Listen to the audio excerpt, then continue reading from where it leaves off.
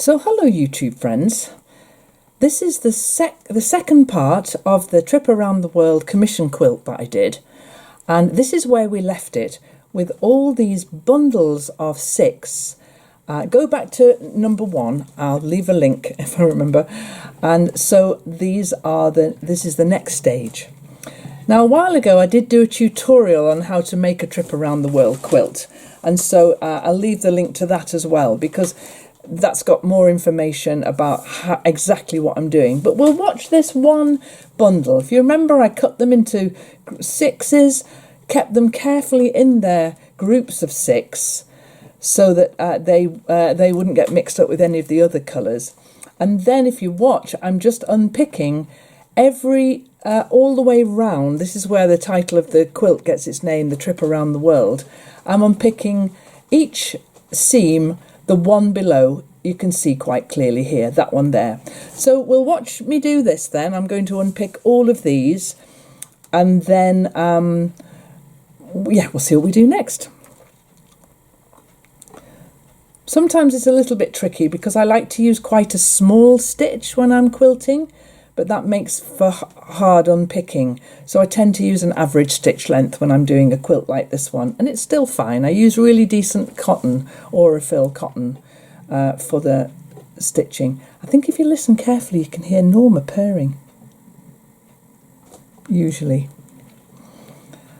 Okay, so that's that one there, and then I'm just being very careful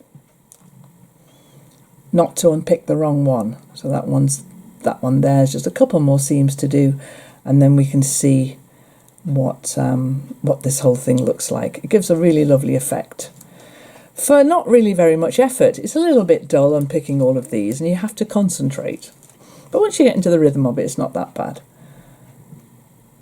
And I do like to line them up back next to each other like this. Okay, so this is the last seam to undo.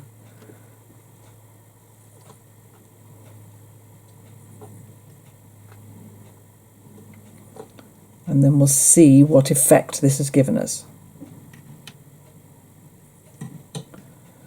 So if you remember, when I was stitching these together, I grouped them 3 reds and 3 blues and greens, so that you'll see now, you can see that the that effect that I want is actually happening, but all the greens are together, or the blues in this case, they're pretty blue, aren't they? And all the reds and oranges are together. But then when you've got this then, like that, you can of course move one. So I actually want to move that one there, because I want a smaller number of reds, 3 reds in one corner, and 6 greens or blues in the other corner. Okay, so that is what I did with all of them, then pinned them carefully into their groups again, but in the right order this time, so that I could stitch them together. So I did like this. So I know that that's the order that they need to be sewn together in. Then I pinned them all up. I did all of them, pinned them all up, and stitched them together now. Yeah. In fact, I've got my dressing gown on there. I must have just got up. I'm filming this weeks after the event, so I'm having to remember what I did, which is quite hard. Okay then, so keeping them pinned together like that means that I can chain piece them, nest all the seams, and make sure that the pattern that I want doesn't get lost in the stitching. And actually look, on the screen there, it's the results of the EU elections, so you can tell how long ago this was, because that was ages ago. So I was watching that. It's very, very, very depressing. The politics in the UK at the moment is very, very depressing indeed. But let's not talk about that. Here they all are then. It's like octopuses at the moment. But if you understand what you're doing, if you keep a good rhythm about what you're doing and pin together and so on, you can't really get it wrong. Okay, I think I start talking again in a minute. Yeah, you can get into a bit of a muddle, but just be concentrated about it. Don't get in a muddle.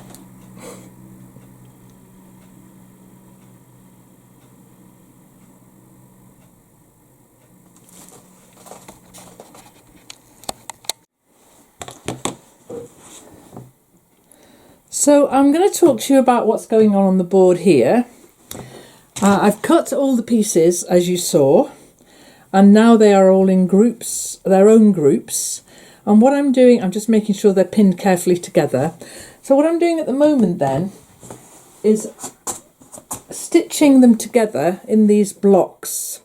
Now, I've been very careful to place all the greens together and all the reds together, so that when they go together like this, the groupings, so instead of being mixed up, green, red, green, red, green, red, all the groupings then make a very bold line, a little bold thing here. And when this comes together, when I put this one here,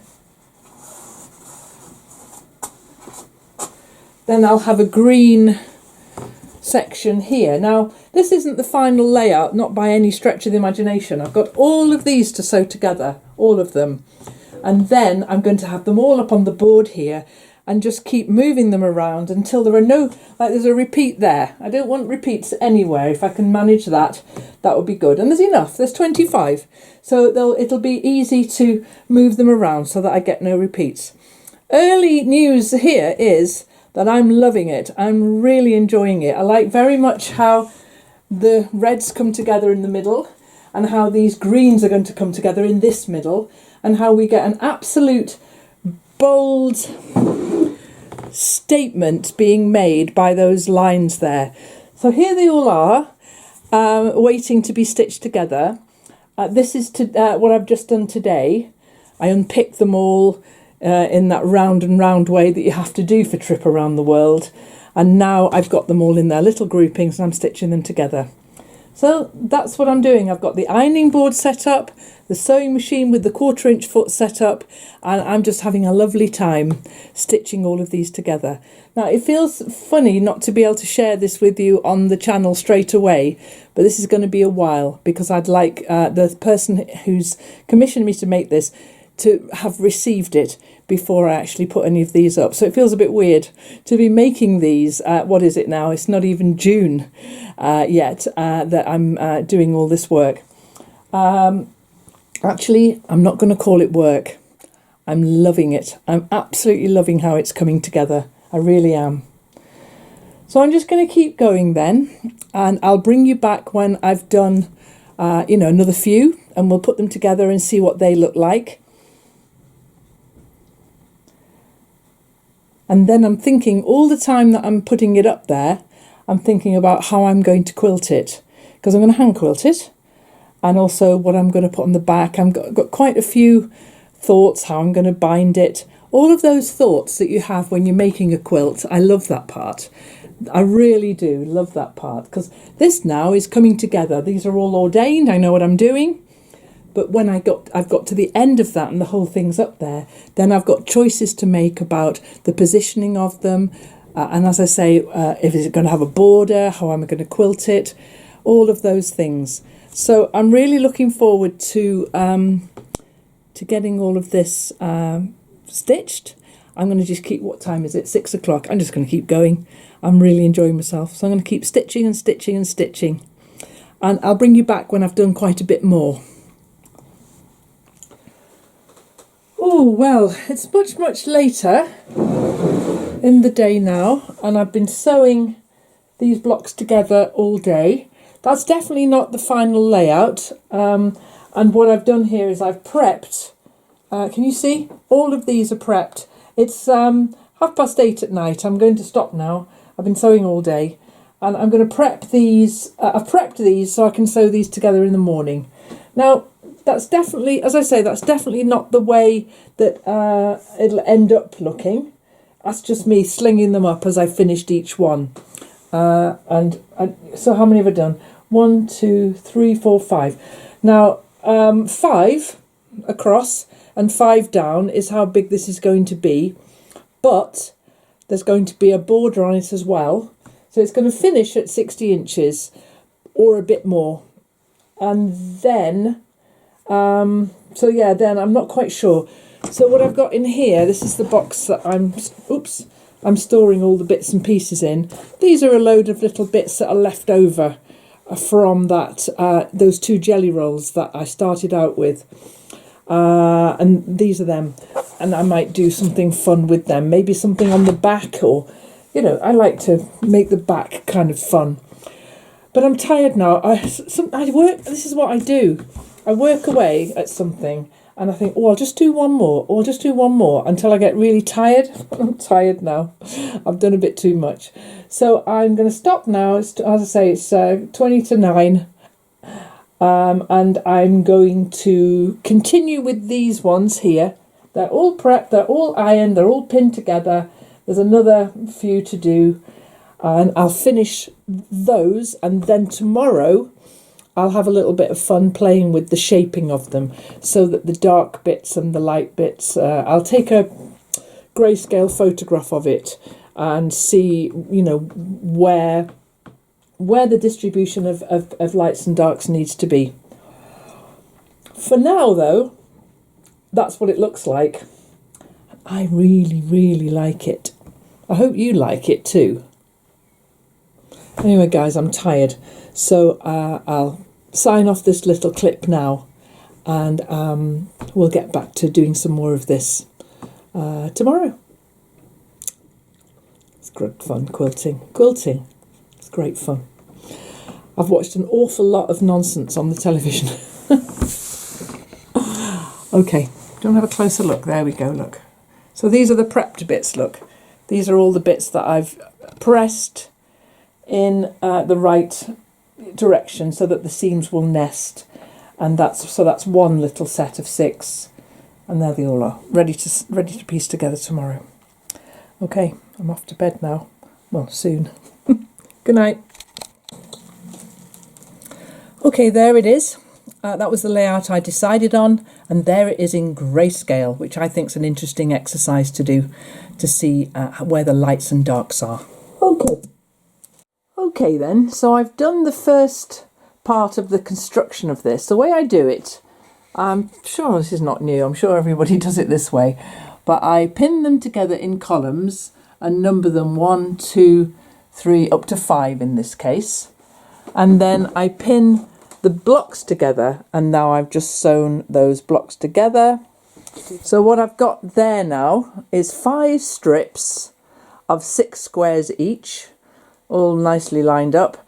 I'm going to press those now, and then I'm going to sew 1 to 2, 2 to 3, 3 to 4 and 4 to 5, and that will be the quilt top, the pattern part of it anyway, finished, because I want to do I've got this idea. This is going to be the back of the quilt because I've got a lot of this fabric. So I thought I'd put a border of that all the way around the outside. I may not do this, but that's the plan at the moment. And then the binding will be scrappy, all of this, because I've got a few bits and pieces of this left. So there'll be the green border, which will be possibly 2 inches, because this finishes at 2 inches. So possibly a 2-inch border here would look quite nice. And then my thin binding. Yeah, that's what I might do. So I can't remember what I've filmed, because I'm filming this in all sorts of little bits and pieces to put together.